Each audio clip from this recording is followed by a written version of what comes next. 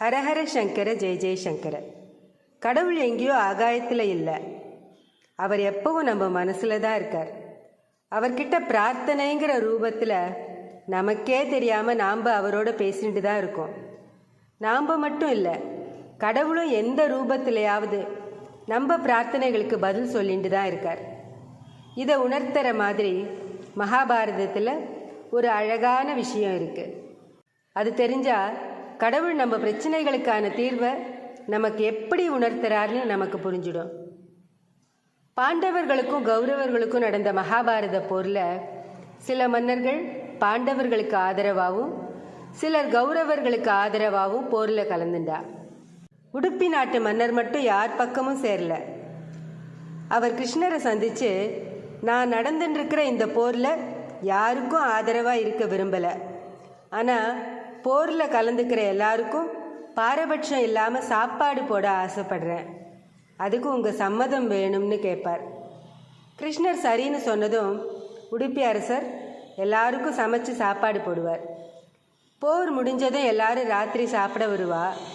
எல்லாரும் சாப்பிட்டு முடித்ததுக்கப்புறம் கிருஷ்ணரும் தர்மரும் கடைசியாக சாப்பிடுவா.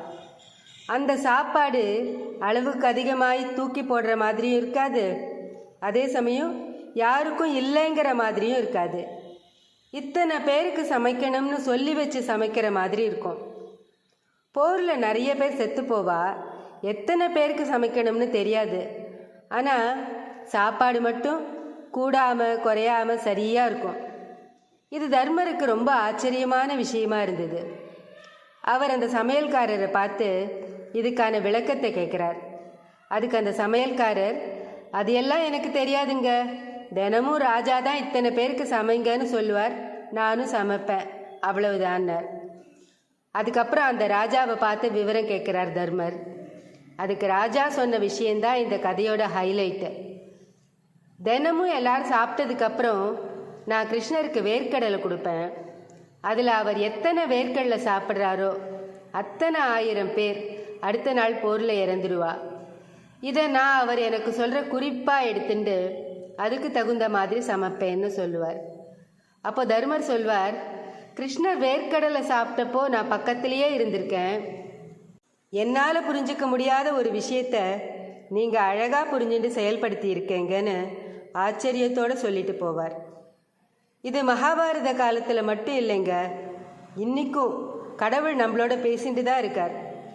சில சமயங்களில் நாம் எதையாவது செய்யணும்னு நினச்சா இதை செய்யாதேன்னு நமக்குள்ளே இருக்கிற மனசாட்சி குரல் கொடுக்கும்.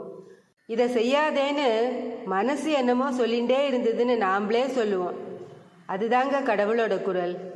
அது நம்ம விருப்பத்துக்கு சாதகமாக இல்லைன்னா நாம் அந்த குரலை புறக்கணிக்கிறோம், பிரச்சனையில் மாட்டிக்கிறோம்.